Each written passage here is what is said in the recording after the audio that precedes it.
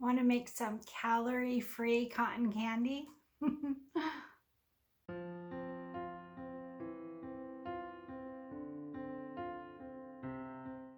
Hey Kimberbell friends, Cristin here.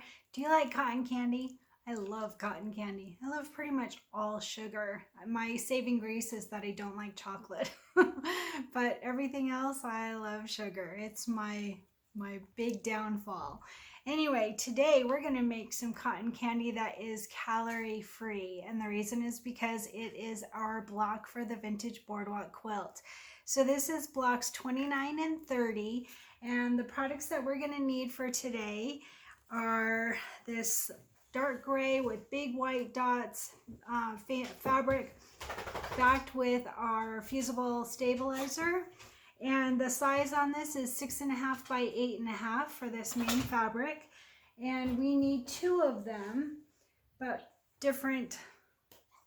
This one is the light gray striped, also in 6.5 by 8.5, because we're making 2 blocks. So one in the dark gray with big dots and one in the light, it's white with light gray stripes. 6.5 by 8.5. And then for our chenille, we need this pretty pink star fabric, and we need 8 of them, 4 for each applique piece. And these you do not want to back with fusible stabilizer. You want to leave them as is, because we're going to use these to make our chenille. This is the first of our chenille blocks for our Vintage Boardwalk quilt. So we need 8 of these, 4 for each block. And these are going to be cut to 4 by 5, 8 of them, 4 for each block, 4 by 5. And then we need our batting. And since our final cut size on this is 4.5 by 6.5, that means that we want our batting to be at least 5 by 7. I generally do a 1/2 inch larger than the final cut size. So 2 pieces, 1 for each block, 5 by 7 for our batting. And then we need our threads. So for our threads today, we're going to use pink, light pink for the cotton candy. This is from the Vintage Boardwalk thread kit, light pink. And then for the stand, I think that's what it's called, we are going to use a dark gray, and then I'm using a light gray. I can't tell from the picture if it's light gray or white, but I decided on dark gray and light gray for the stand that holds the cotton candy. And then for our quilting today, since our final cut size is 4.5 by 6.5, that means that we want a quilting design that is 4 by 6. So I'm going to use Food 1. We used it on another block, and this is that cute one that has cotton candy and popsicles, I believe it is.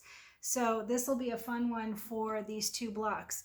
And I'm going to do one with red for my quilting, and then one with orange for my quilting. I looked at the quilt blocks and where they're going to go, and they're next to blocks that have red and orange. So I thought that'd be kind of cute to pull out those colors. So Food 1 in 4 by 6, it's an instant download from Kimberbell and very easy to do. We've been doing it all along on these blocks. So these are blocks 29 and 30. We're really close to finishing up this quilt for the top blocks anyway. So I think that's it. One last thing is we are going to chenille these. As I mentioned, all of these pieces of fabric are to do chenille, and I use a toothbrush. You can use, there's an actual chenille tool. You can use that. You can use an emery board. There's several things you can use. I just use an old toothbrush. That works for me. So we'll go through all the rest of the notes in photos, and let's get started making some calorie-free cotton candy.